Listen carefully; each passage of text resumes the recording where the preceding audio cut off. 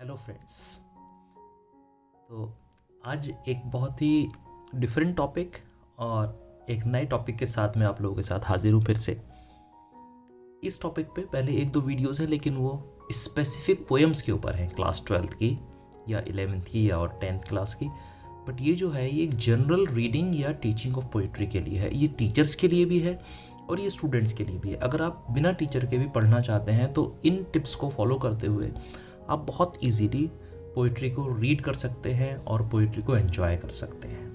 किसी भी तरह के पोएम्स आप पढ़ना चाहते हो, किसी भी तरह के पोएम्स को स्टडी करना चाहते हो, ये वीडियो देखने के बाद आप इंडिपेंडेंटली पोएम्स को एंजॉय कर सकते हैं और उनको रीड कर सकते हैं। तो चलिए शुरू करते हैं reading and teaching of poetry, teachers specially for you. So सबसे पहले the word poetry. Poetry is a word which is noun. इसकी डेफिनेशन क्या है? वैसे तो बहुत सारी डेफिनेशंस पोइट्री की दी गई हैं, लेकिन जो मुझे सबसे ज़्यादा पसंद है वो मैंने सामने आपके लिखी हुई है। ये मेरी नहीं है खुद की, लेकिन मैंने कहीं से इसको बोरो किया है। Poetry is a poem is a literary work in which special intensity is given to the expression of feelings. ये सबसे ज़्यादा इसमें क्या होता है? एक्सप्रेशन होता है फीलिंग्स का and ideas, but the use of distinctive style and rhythm. बिना रिदम के भी पोइट्री हो सकती है, लेकिन इसका स्टाइल बड़ा डिफरेंट होता है। Poems collectively are called poetry as a genre, a genre of literature. और ये एक डेफिनेशन मुझे मिली थी, मुझे नहीं पता है किसकी है। अगर आपको पता हो तो मुझे ज़रूर बताइएगा। In a poem the words should be as pleasing to the ear as the meaning is to the mind. तो मतलब वर्ड्स को इस तरह से अरेंज किया जाता है कि बड़े अच्छे लगते हैं वो कानों को सुनने में भी, और उनका जो मीनिंग है वो माइंड को बड़ा अच्छा लगता है। बड़ा डेप्थ होती है पोइट्री के वर्ड्स में, और बहुत कम वर्ड्स में बहुत बात को कहा जाता है। जैसे हिंदी में किसी ने कहा है कि जहाँ गागर में सागर भरना, या जहाँ ना पहुँचे रवि वहाँ पहुँचे कवि, यानी जहाँ सूरज भी नहीं जाता वहाँ कवि पहुँच जाता है। मतलब इस टाइप के कहा जाता है कि poetry talks about deeper meaning and deeper thoughts and feelings of human beings. तो ये छोटी सी डेफिनेशन थी पोइट्री की। आप अगर गूगल करेंगे या डिक्शनरी वगैरह में देखेंगे तो आपको और बहुत सारी मिलेंगी। कॉलरेज की बड़ी इंपॉर्टेंट, बड़ी फेमस है। Poetry is the collection of best words in their best order. अब बात आती है टीचिंग या रीडिंग ऑफ पोइट्री कैसे करें। बहुत जनरल बात करूंगा मैं आपसे, लेकिन है बहुत ही इंपॉर्टेंट, आप लोगों के बहुत काम की है। जो भी किसी भी यहाँ तक कि किसी भी सब्जेक्ट की भी पोइट्री आप पढ़ना चाहते हो, किसी भी लैंग्वेज की आप पोइट्री पढ़ना चाहते हो, वो सब आप इसके थ्रू पढ़ सकते हैं। जो टिप्स या जो आइडियाज़ मैं आपसे शेयर करने जा रहा हूँ आज। तो टीचिंग अपने आप में एक आर्ट है पहले तो, और पोइट्री रीडिंग या टीचिंग वो उससे भी बड़ी आर्ट है। तो हम इसको, बहुत पुरानी एक ट्रेडिशनल अप्रोच है PPD। क्या आप बता सकते हैं क्या है PPD? चलिए मैं ही बताता हूँ आपको PPD क्या है। ये एक ट्रेडिशनल अप्रोच है, जैसे मैंने आपको पहले भी बताया। ये भी मेरी नहीं है, ये बोरो की हुई है सारी चीज़ें। तो फर्स्ट P इसमें होता है प्रेजेंटेशन, यानी वार्मिंग अप या लीड इन एक्टिविटीज़। अगर आप टीचर हैं तो आप किस तरह से अपने स्टूडेंट्स को वार्म अप करते हैं किसी पोएम को पढ़ने से पहले, या अगर आप खुद पढ़ने जा रहे हैं तो आप किस तरह से, किस आइडियाज़ के थ्रू उस पोएम को पढ़ना चाहते हैं, पहले आप क्या तैयारी कर सकते हैं उस पोएम के बारे में, ये हम प्रिपरेशन में बात करते हैं। अभी इसके बारे में मैं आपको डिटेल्स बताऊंगा अगली स्लाइड में। उसके बाद आता है प्रेजेंटेशन। टीचिंग का सबसे इंपॉर्टेंट पार्ट होता है, खास तौर से पोएट्री टीचिंग का, जहाँ पर एक्चुअल टीचिंग क्लासरूम में एज ए रेसिटेशन होती है। Proper intonation, rising tone, falling tone, और कहाँ स्ट्रेस किस वर्ड पे कितना देना है, कैसे पंक्चुएशन मार्क्स का यूज़ करना है, ये सब जो है यहाँ प्रेजेंटेशन में आता है पोइट्री के, या जब आप खुद पढ़ रहे होते हैं पोइट्री को। और उसके बाद में डिस्कशन। अगर आप खुद पढ़ रहे हैं तो डिस्कशन आप कैसे करेंगे? आप डिस्कशन उसके जो एक्सरसाइजेस दे रखी होती हैं उसके थ्रू करेंगे, या सिर्फ प्लेजर के लिए पढ़ रहे हैं तो बस पढ़िए और एंजॉय कीजिए। तो आफ्टर या पोस्ट रीडिंग एक्टिविटीज़ होती हैं जिसमें हम डिस्कशन करते हैं क्लासरूम में किसी भी पोएम के बारे में, जब हम पोएम को पढ़ लेते हैं। चलिए अब देखते हैं इनके तीनों की डिटेल क्या है। प्रिपरेशन क्या चीज़ है, प्रेजेंटेशन क्या चीज़ है, और डिस्कशन क्या चीज़ है किसी पोएम में। प्रिपरेशन जो है, जैसे मैंने आपको बताया कि PPD अप्रोच जो है काफ़ी ट्रेडिशनल है, लेकिन बहुत सारी चीज़ें कवर करती है। तो पहले प्रेजेंटेशन पे आते हैं, प्रिपरेशन पे आते हैं। प्रिपरेशन सबसे पहले एम्स, किसी भी पोएम को पढ़ने का क्या एम है हमारे सामने, हम उसकी बात करते हैं।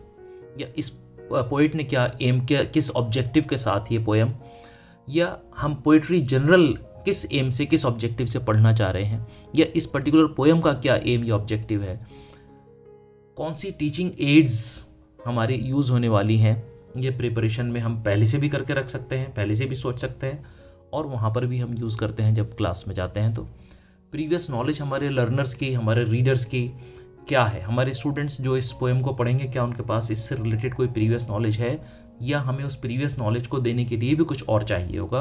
कोई प्रिपरेशन ऐसी करनी होगी जिसमें हमें कोई रियल ऑब्जेक्ट क्लास में ले जाना पड़ेगा, कोई चार्ट ले जाना पड़ेगा, कोई हमें ग्लोब दिखाना तो नहीं पड़ेगा कहीं किसी ऐसी पोएम में हम किसी ऐसी पोएम की बात करने जाने। सो ऑल दीज थिंग्स, ये सब प्रिपरेशन का पार्ट है आपका। पोएम का इंट्रोडक्शन क्या है, पोएट का इंट्रोडक्शन क्या है, ये भी हम जानने की कोशिश करते हैं कि उस टाइम की सेटिंग क्या थी जब ये पोएम लिखी गई थी। वो पोएट कौन थे, उनकी खुद की बायोग्राफी क्या थी, और जिस बैकग्राउंड से ये पोएम लिखी गई उसकी बैकग्राउंड क्या थी। फिर हम लीड इन करते हैं। लीड इन एक डायरेक्ट स्टेप होता है टूवर्ड्स द लेसन। यहाँ पर लेसन का मतलब पोइट्री हो गया। उसके बाद कुछ क्वेश्चंस हम पूछ सकते हैं लीड इन में, डिस्कशन करा सकते हैं पेयर में या ग्रुप में, दो दो स्टूडेंट बैठ के कर सकते हैं या एज ए ग्रुप कर सकते हैं।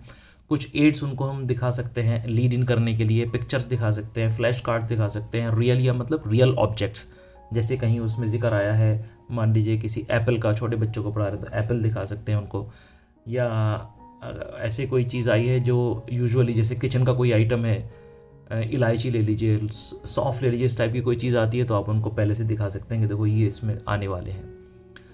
जैसे मैंने पहले बताया कि बैकग्राउंड या कोई पैरेलल पोएम किसी और लैंग्वेज में आपको याद हो, किसी और लिटरेचर में आती हो, कि बच्चों ने, स्टूडेंट्स ने पहले कभी पढ़ी हो, तो उसके बारे में हम बात कर सकते हैं पोएम को शुरू करने से पहले। या उससे रिलेटेड कोई म्यूज़िक, कोई गाना आपने कभी सुना हो रेलेवेंट, तो वो बजाया जा सकता है क्लासरूम के अंदर। आजकल हम सब के पास ही स्मार्टफोन होता है, टैब होता है, उसके थ्रू भी कर सकते हैं, कंप्यूटर होता है, लैपटॉप होता है, या स्टेटमेंट ऑफ एम जैसे हम अपने लेसन प्लान में भी लिखते हैं कि आज की इस पोएम का पढ़ने का एम एक्चुअली क्या है। वैसे तो एम जनरली होता है, मैं अभी आपसे डिस्कस करूंगा कि पोएम को पढ़ने के एम्स और ऑब्जेक्टिव्स होते क्या है। तो ये सारा का सारा जो पार्ट है प्रिपरेशन का है। अभी हमने एक्चुअल पोएम स्टार्ट नहीं किए, अभी पोएम को शुरू करने से पहले हम एक बैकग्राउंड बना रहे हैं, प्रिपेयर कर रहे हैं अपने लर्नर्स को, अपने रीडर्स को या अपने स्टूडेंट्स को कि इस पोएम को हमने कैसे आगे बढ़ाना है। नेक्स्ट स्टेप है प्रेजेंटेशन। अब आपका एक्चुअल प्रेजेंटेशन शुरू हुआ क्लास में, या अगर आप खुद पढ़ रहे हैं तो आपने उसको पढ़ना शुरू किया एक्चुअल पोएम को। सबसे पहले हम इसको कहते हैं प्री टीच वोकेबुलरी। हमें पता है कि इसमें 10 वर्ड ऐसे हैं जो काफ़ी डिफ़िकल्ट होंगे हमारे स्टूडेंट्स के लिए या मेरे लिए खुद के लिए, तो मैं उन पहले 10 वर्ड्स की एक लिस्ट बना करके उनको पहले मैं डिस्कस कर लेता हूँ, तो पोएम को समझने में आसानी हो जाएगी और स्टूडेंट्स को उस टाइम पर जब वो पढ़ रहे होंगे तब उनको ये मुश्किल नहीं आएगी कि इस वर्ड का मीनिंग क्या है, या बीच में वो व्यवधान नहीं आएगा उनके उस पोएम को पढ़ने में।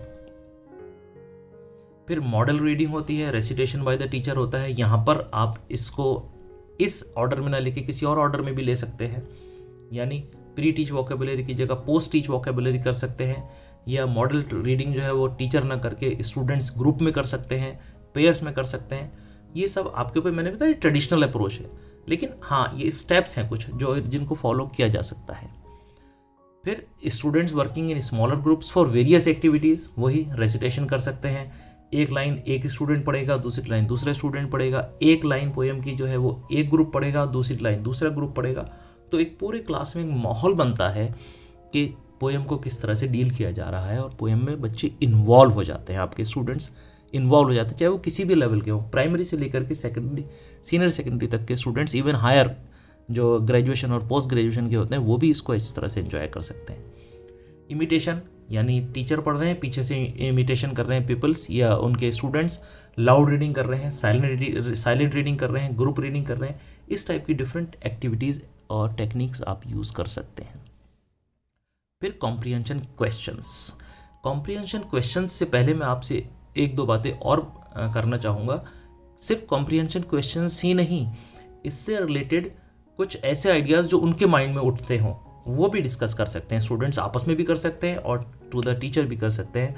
कोई उन्होंने ऐसी पोएम कभी और पढ़ी हो, कहीं और सुना हो, किसी मूवी में देखा हो, लेट देम डिस्कस, क्योंकि डिस्कशन से माइंड खुलता है स्टूडेंट्स का। टीचर टॉकिंग टाइम जितना कम हो और स्टूडेंट टॉकिंग टाइम जितना ज़्यादा हो उतना ज़्यादा अच्छा रहता है as per constructivist approach. Appreciation questions, किसी पोएम का सबसे इंपॉर्टेंट पार्ट होता है उसका एप्रिसिएशन करना। एप्रिसिएशन का मतलब सिर्फ उसकी अच्छाई करना नहीं होता है। एप्रिसिएशन का मीनिंग होता है क्रिटिकली उसको जज करना, उसको असेस करना कि इसमें क्या अच्छाइयाँ है, इसमें कौन सी कमी रह गई है, इसमें कौन सा अच्छा पार्ट है, क्या इसमें कोई टीचिंग है, कोई प्रीचिंग है, क्या सिर्फ प्लेजर है। इस तरह के क्वेश्चन सारे आपस में स्टूडेंट्स एक दूसरे से करें और टीचर उनसे करे, तो एक माहौल पूरा ओवरऑल बन जाता है क्लासरूम में जहाँ पर पोएम को पूरी तरह से एंजॉय किया जाता है। और फाइनल मॉडल रीडिंग हो सकती है टुगेदर। अगेन वही टीचर भी कर सकते हैं, सारे मिल के कर सकते हैं। इंडिविजुअली आप उनको टाइम दे सकते हैं 5 मिनट्स का कि ओके आप इसको एक बार रिवाइज कीजिए, अपने मन में दोहराइए, साइलेंट रीडिंग कीजिए, all such steps. Coral recitation एक बड़ी इंपॉर्टेंट, खासतौर से लोअर क्लासेस में कोरल रेसिटेशन एक बड़ी उम्दा टेक्निक है जिसमें बच्चे कोरस में जब वो पढ़ते हैं उनकी एनर्जी आती है, और जो थोड़ा वीक लर्नर होता है वो भी उसमें जो है उसकी भरपाई हो जाती है। कोरल रेसिटेशन में वीक लर्नर को अपनी वीकनेस पता नहीं लगती, वो अपनी वीकनेस से शर्माता नहीं है, और वो भी सबके साथ साथ, क्योंकि कई बार किसी लर्नर का प्रोनाउंसिएशन ख़राब हो सकता है, किसी लर्नर का थोड़ा स्पीड कम हो सकती है, तो वो सब ग्रुप के साथ में फ्लो में निकल जाता है और उसको लो एस्टीम का एहसास नहीं होता, इन्फीरियोरिटी कॉम्प्लेक्स नहीं आता। उसके बाद थर्ड स्टेप है, जैसे पीपीडी की हम बात कर रहे हैं तो फर्स्ट था प्रिपरेशन, सेकंड था प्रेजेंटेशन और थर्ड है डिस्कशन। डिस्कशन वैसे हमारा अब तक साथ साथ ही चल रहा था, लेकिन फिर भी आप चाहें तो इस डिस्कशन को और एक्सटेंड कर सकते हैं। स्टूडेंट्स से कह सकते हैं अपने ग्रुप में डिस्कस करो, इसके आइडियाज़ को डिस्कस करो, इसकी समरी को डिस्कस करो, इसका सेंट्रल आइडिया डिस्कस करो। एक स्टेप और होता है, वो मैं आपके आगे आता हूँ, अभी इसमें पोस्ट रीडिंग में आएगा। अब आते हैं टीचिंग या रीडिंग पोइट्री जब होती है तो उसका ऑब्जेक्टिव क्या होता है, क्यों हम पोइट्री को रीड करना या टीच करना पसंद करते हैं। आप चाहें तो इस वीडियो को यहीं पॉज करके सोच सकते हैं। अगर आप कहीं 2-3 लोग बैठे हैं तो आप डिस्कस भी कर सकते हैं। एज ए टीचर अगर आप इसको देख रहे हैं वीडियो को, तो पॉज करके सोचिए कि आप टीचिंग पोइट्री क्यों करते हैं। अगर आप एक स्टूडेंट है और हायर लेवल के स्टूडेंट है, for example you are a student of BA और MA, think about this thing. मैं MA के स्टूडेंट से भी ये पूछता हूँ तो कई बार वो आंसर नहीं दे पाते हैं। MA फाइनल के स्टूडेंट्स की बात कर रहा हूँ मैं। जब उनसे पूछते हैं ऑब्जेक्टिव ऑफ टीचिंग पोइट्री क्या है, क्यों पढ़ते हैं हम, तो बहुत कम आंसर आता है मेरे पास में। बहुत सारे एम्स हो सकते हैं, लेकिन अभी मैं थोड़ा चूँकि लोअर लेवल की बात कर रहा हूँ तो बहुत अर्ली स्टेज के जो स्टूडेंट्स होते हैं उनसे लेकर के सेकेंडरी, सीनियर सेकेंडरी तक की बात करूँगा, और आगे मैं आपको जो इसमें पॉइंट्स लिखे हुए नहीं आएंगे उनको मैं डिस्कस करूँगा आपसे जो हायर लेवल के हैं। तो पहले लोअर लेवल से स्टार्ट करते हैं। Poetry is taught for 2 main reasons. देखिए, सबसे ज़्यादा जो है वो पोइट्री का जो टीचिंग है वो या पोइट्री की रीडिंग है, वो 2 ही मेन ऑब्जेक्टिव्स हैं, जिसको लिटरेचर में कहा गया है एन्जॉयमेंट एंड डिलाइट। एन्जॉयमेंट एक ही बात है, and instruct, to please and to instruct, ये अक्सर कहा जाता है। क्या है प्लेजर का, या तो हमें उसको पोएम को पढ़ने में मज़ा आता है, किसी शेर को सुन के आप वाह वाह करते हैं, किसी दोहे को पढ़ के आप या श्लोक को पढ़ के मज़ा करते हैं, या फिर वैल्यूज़ के लिए, टीचिंग के लिए, प्रीचिंग के लिए हम पोइट्री को यूज़ करते हैं। और ये हमारी लाइफ को एक ओवरऑल एक मकसद देती है जो पोइट्री होती है। तो डिफरेंट लेवल पर डिफरेंट होते हैं। अभी हम शुरुआत करते हैं लोअर लेवल से। तो जब हम पोइट्री की टीचिंग करते हैं तो the poetry is taught to enable the learners to recite the poem with proper rhythm and intonation, to enjoy the recitation of the poem, बच्चे उसके रेसिटेशन को एंजॉय करेंगे, to develop the power of imagination of readers. ये देखिए बड़ी important चीज़ है, imagination हमारा जो है वो स्ट्रांग होता है उससे। To train their emotions, yes emotion की ट्रेनिंग भी होती है, और इसीलिए प्लेटो ने कहा था एक बार कि मेरी एकेडमी में, क्योंकि ये इमोशंस को अपील करती है, मेरी एकेडमी में पोएट्स का कोई काम नहीं है क्योंकि यंग लोगों की इमोशंस से खेलते हैं। हालांकि बाद में उसने गलत इसको साबित किया उनके एरिस्टोटल ने, लेकिन ऐसा कहा जाता है कि इमोशंस को बहुत ज़्यादा अपील करती है पोइट्री आपकी। जैसे मैं आपको एक शेर सुनाता हूँ, उर्दू का शेर है, मैं तमाम तारे उठा उठा के गरीब लोगों में बांट दूँ, वो एक रात को आसमां का निज़ाम दे मेरे हाथ में। अब देखिए किस तरीके से उसने इमोशंस को किया है कि अगर गॉड उसको एक दिन के लिए, एक रात के लिए पूरे आसमान का मैनेजमेंट दे दे तो ये जितने भी तारे दिखाई दे रहे हैं सब उठा उठा के गरीब लोगों में बांट देगा। साइंटिफिकली पॉसिबल नहीं है, लेकिन पोइट का इमेजिनेशन होता है, तो कहाँ से कहाँ आपको लेकर जाता है। To develop love for poetry, reading and writing, यहीं से पोइट्री रीडिंग और राइटिंग का जो है वो एक जर्नी शुरू हो जाती है स्टूडेंट्स की, अगर वो अर्ली एज में इसको अप्रिशिएट करना शुरू करते हैं। To have fun while they learn, this is really important. आजकल जो न्यू टेक्निक्स हैं, जो न्यू मेथोडोलॉजीज हैं, उसके अकॉर्डिंगली अगर लर्निंग में फ़न नहीं है तो लर्निंग बड़ी अच्छी नहीं है। और बच्चे, स्टूडेंट्स खासतौर से जो छोटी क्लासेस के होते हैं, टू प्ले विद राइम्स, वो राइम्स के साथ प्ले करते हैं और नई नई राइम्स अपनी भी बनाने लग जाते हैं, राइमिंग वर्ड्स के थ्रू वो अपनी पोएम्स बनाने लग जाते हैं। And adjust their vocal cords to English sounds. Yes, बिल्कुल बच्चे छोटे होते हैं, उनको आप जॉनी जॉनी या पापा या ट्विंकल ट्विंकल लिटिल स्टार्स क्यों पढ़ाते हैं, वो इंग्लिश साउंड्स के से एडजस्ट हो जाते हैं, उनके कान भी और उनके वोकल कॉर्ड्स भी। To appreciate different aspects of poetry, जैसे फिगर्स ऑफ स्पीच वगैरह होती हैं, पोइटिक डिवाइसेस होते हैं, इन सबको अप्रिशिएट करना भी पोइट्री में बड़ा ज़रूरी होता है। कुछ और आइडियाज़ हैं आपके पास तो बताइए। जैसे मैंने अभी बताया कि पोइटिक डिवाइसेस या फिगर्स ऑफ स्पीच वगैरह जो होती हैं वो भी पोइट्री का ही पार्ट है, और पोइट्री को और हायर लेवल पर ले जाने के लिए हम उसके सेंट्रल आइडिया उसका लिखते हैं, उसके मेन थीम लिखते हैं, और वो किस कैटेगरी में आती है, वो एक एपिक है या वो एक लिरिक है या वो एक सिंपल पोएम है या एक लॉन्ग पोएम है, ये सारी की सारी कौन से स्टेंजा फॉर्म्स हैं, क्या क्या उसमें फिगर्स ऑफ स्पीच यूज़ हुई है, कौन कौन से और पोइटिक डिवाइसेस यूज़ हुए हैं, ये सब चीज़ें जो हैं ये हम एक हायर लेवल पर जा करके अप्रिशिएट करना शुरू करते हैं पोइट्री को। तो as a whole the student should silently read straight through to get a general sense of the poem. जो भी कोई पोएम पढ़ाई जा रही है उसको एक बार साइलेंटली रीड करके देखें, और फिर try to understand the poem's meaning and organisation, किस तरह से ऑर्गेनाइज की है उसने वो पोएम लिखने वाले ने, और ये जो एलिमेंट्स हैं कौन कौन से एलिमेंट, उसमें टाइटल क्या है, उसका टाइटल कैसे कंट्रीब्यूट कर रहा है पोएम के सेंट्रल आइडिया को, who is the speaker, poet himself is the speaker और समबडी एल्स इज स्पीकिंग, क्या ये कोई मोनोलॉग है या क्या डायलॉग है दो लोगों के बीच में, मीनिंग्स ऑफ डिफरेंट वर्ड्स क्या हैं इसमें, कैटेगरी ऑफ वर्ड्स यूज़, किस टाइप के वर्ड्स उसने नेचर वर्ड यूज़ किए हैं या कोई वॉर के वर्ड यूज़ किए हैं, किस टाइप के वर्ड्स यूज़ किए गए हैं, फिगर्स ऑफ स्पीच या पोइटिक डिवाइसेस कौन कौन से यूज़ किए हैं, सिमली है, मेटाफर है, किस टाइप के हैं, पर्सोनिफिकेशन है, पोएम की सेटिंग एंड सिचुएशन क्या है, क्या वो अभी मॉडर्न टाइम की है या वो नेचर पोएम है या वो किसी जंगल में उसका कोई आइडिया दे रही है, मतलब किस टाइप की पोएम, सेटिंग क्या है, उसकी सिचुएशन क्या है, पोएम की बैकग्राउंड क्या है, बेसिक फॉर्म क्या है उस पोएम, जैसे मैं अभी कह रहा था कि वो एपिक है, वो एक लिरिक है या वो एक सोनेट है, किस टाइप की पोएम है, एंड उसका डेवलपमेंट किस तरह से आगे बढ़ रहा है, पोएम का सब्जेक्ट क्या है और उसका थीम क्या है, ये सब चीज़ें अप्रिशिएट करनी थोड़ा सा हायर लेवल पर बहुत ज़रूरी है अगर हमें पोइट्री को वाकई एंजॉय करना है तो। पोइट्री टूल बॉक्स कहते हैं हम इसको, काफ़ी बुक्स में आपको मिलेगा जिसमें words, rhythm, punctuation, stanzas and refrain, ये सब चीज़ें उसके अंदर हम स्टडी करते हैं, कौन कौन से वर्ड्स हैं, किस टाइप की रिदम चल रही है, यानी उसमें राइमिंग वर्ड्स लास्ट में आते हैं, एंड राइम है या मिड राइम है या इंटरनल राइम है, पंक्चुएशन मार्क्स बड़े इंपॉर्टेंट होते हैं पोएम में। पोएम रीडिंग की सबसे अच्छी टेक्निक मैं आपको बताता हूँ कि पोएम की लाइन को तब तक पढ़ते रहिए जब तक कि पंक्चुएशन मार्क ना आ जाए। अगर 3 लाइन के बाद है 3 लाइन तक लगातार पढ़ना है, और जब भी पंक्चुएशन मार्क आएगा तो आपको पॉज देना है, बस सिंपल। कौन कौन सी स्टेंजा फॉर्म है, बहुत सारी स्टेंजा फॉर्म्स होती हैं, जैसे क्वार्टरिन होती है, कपलेट होती है, स्पेंसेरियन स्टेंजा होता है, चौसेरियन स्टेंजा होता है, ये सब स्टेंजा फॉर्म्स होते हैं, तो ये थोड़ा हायर लेवल पे होते हैं। रिफ्रेन की मैंने डेफिनेशन आपके लिए लिख दी। A refrain is a part of song और poem which is repeated after each verse.